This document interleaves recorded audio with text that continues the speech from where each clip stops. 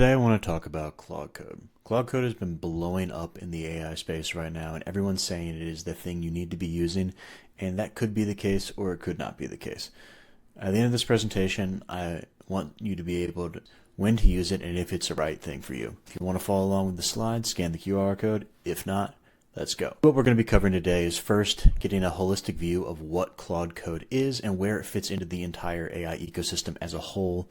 Next, we're going to take a look at what makes it different compared to other AI coding tools on the market, and what makes this a step in the right direction in the form factor of what an AI coding tool is, and then is it for you? Because it has a very large learning curve and it's targeted more towards the senior engineering crowd compared to, say, vibe coders, but that doesn't mean it is only for them. I want to take a second to talk about who I am. I'm Claude Code. I have been a full-time generative AI engineer and consultant for about 3 years now, and over this time I've built about 30 plus client projects, and through this I've had some successes and a lot of failures, and through this I've learned how to build an AI system that provides real value, and I want to help people understand that, along with helping other engineers out there realize that the years of software engineering and coding experience they have gives them an unfair advantage in the ecosystem rather than being replaced by someone that does a good prompt and the coding skills. And that learning these AI tools is something that is not that scary, not that hard, and something that will make your life so much better if you take the time to do it. We need to take a look at more what is the issue that I see in the world right now within the AI space. And the biggest one is that every month there is a new AI tool coming out that says it is the game changer, it changes everything, and you need to learn how to do it.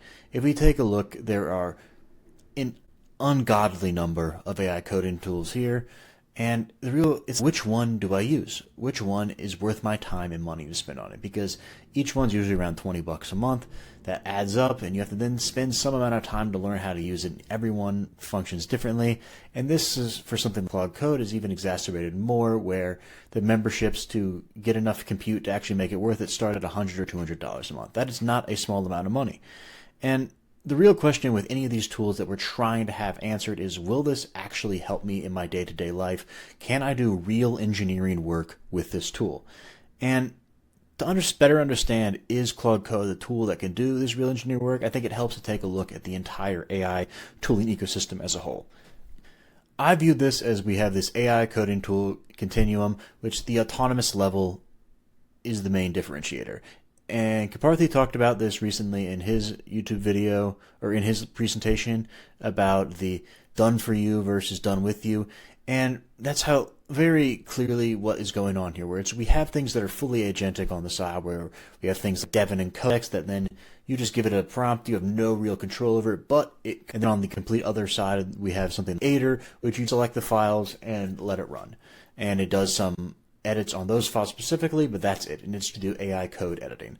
And as you can see from this visualization here, we have a lot more on the left side with the agentic, where it's more of just that describe what you want and you get little to no visibility over what it is, and it kind of spits something out, and you're more in a take it or leave it situation where you are doing multiple attempts to see what sticks, and if it works, great, but a lot of times it doesn't. Where on the other side, you have very tight control over the systems you're working with, but this doesn't give you that scalability. It helps you write the code faster if you know exactly what you're doing, but if you wanted to, say, make an entire new feature with one go, these tools are not going to do it. You need to iteratively go through there. And we need to find something, though, that has the sweet spot where it can take that agentic leap and go and do long-form tasks by itself, but you are still able to control and see what is going on, where then you can make adjustments and fix it when it goes wrong. And because all AI tools right now, things will go wrong. The question becomes, what tool will start to bridge this gap? And this is where I would say Claude Code comes in, because as we can see here, these are all the tools that Claude Code as of now has access to. When you give it a command or a task to go do, it will then chain these tools together to go and complete the tasks. But what it does differently is it treats itself as a primitive. And by this, we need to take a look at the agent portion, where it then can spawn a subtask or a sub-agent to go and handle some tasks. So if that is to then go implement these changes because they're non-blocking, or if it's an agent to go review and read files, an agent to go look at the UI, whatever that may be, you can then write that in and have Claude Code spin up a sub-agent to go do these tasks.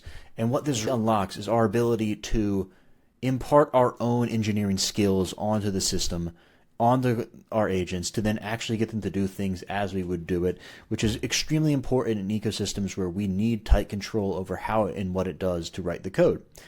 And how this looks is we start to see the gap closing, where we can take those multi-step executions, those hugely complex changes or understanding of our specific code bases, and we get those huge time savings when we're able to send it off and say, agent, go do this. But we also get this visibility into the process where we can see every tool call that Claude Code has made. We can adjust if it's going off track, and then it is able to maintain the engineering standards that we put in place because we know our code base is better than these tools. And what this ends up happening is that we are able to have these tools go out and accomplish some real engineering work.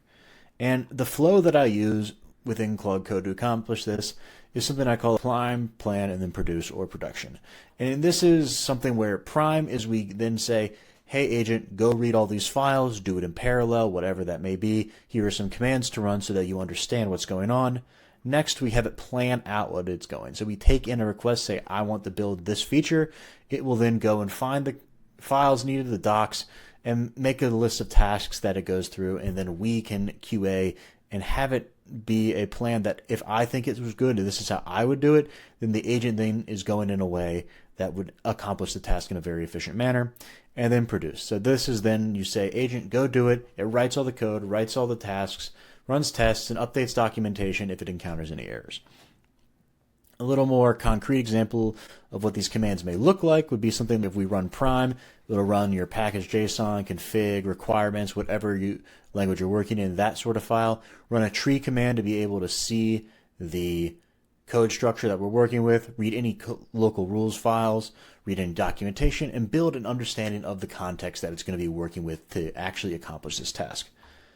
Next, we get into that planning phase. So if we said we need to add Stripe billing to this, it would look at our authentication setup, our database structure, look at how we set up APIs, look at any test conventions, and then create all of the tasks that we need to do this based off of that.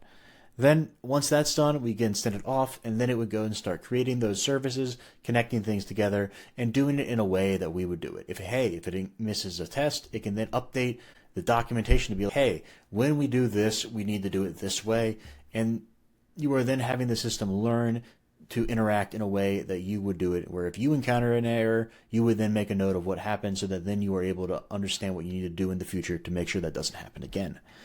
And this planning flow is very useful, but something here that I want to take note of is that this is a very time-intensive thing that you need to learn how to do and to set up, because I have been using Claude Code for every day now for around a month or two. I've spent a huge amount of money working with it, and I'm still barely tapping the surface of what is possible with this. So it is something that does take some time to learn how to use, but the gains are extremely well worth it. And if we take a look at this workflow, when you do this, you define the workflow. You injected your engineering practices into the system, but then Claude or the LLM provider of your choice supplied the compute to actually accomplish the task at hand. And what this means for us as engineers is our deep understanding of our systems becomes more valuable. The way you architect the system and your solutions becomes extremely critical, and the judgments that you have learned over trade-offs of what would work in this situation and what wouldn't become essential for understanding how to actually leverage these AI systems. Because in reality, AI does not replace your expertise, it amplifies it. So if you are a 10 out of 10 coder with a 10x compute multiplier, you're an out of 100. Compared to someone that's starting out as a one-level coder, they may be able to get to around where you are without AI, but you will greatly surpass them if you learn how to use it as well. And with this, what I want people to understand with the key takeaways here is, one, learning how to use these AI tools is an investment, because you are able to impart your engineering systems into these tools. But what this does mean is it does require a significant time to set up. You do need some deep understanding of how the code works and how this underlying system works to be able to create these rules and these ways that the agent will work. And If you do this, though, the gains are extraordinary. The amount of code I'm able to write now, something out, and it actually works in a reasonable amount of time is amazing. AI reinvigorated my love of coding. When I finished up school, I did not like writing code. I was like, why am I doing it? But then I found out about these AI tools, started using them. I'm like, oh my God, every idea I have, I can make it come to life, and it's awesome. But it takes a huge amount of time into these tools to understand how to use them. The next is that while Claude Code is probably the best form factor right now, there is no guarantee that this tool will be the best or even in the top 10 within 3 months, because it's only been out for 4 to 5, and most of that was in a research preview. And if history has anything to teach us, it's that AI tooling changes week to week, month to month. It is something that is very, very fast moving. And right now we will see things Claude's using token subsidies, or saying you pay $200 a month and you can use as much tokens as you want. That's going to go away. Everything will change in terms of who is leading the pack.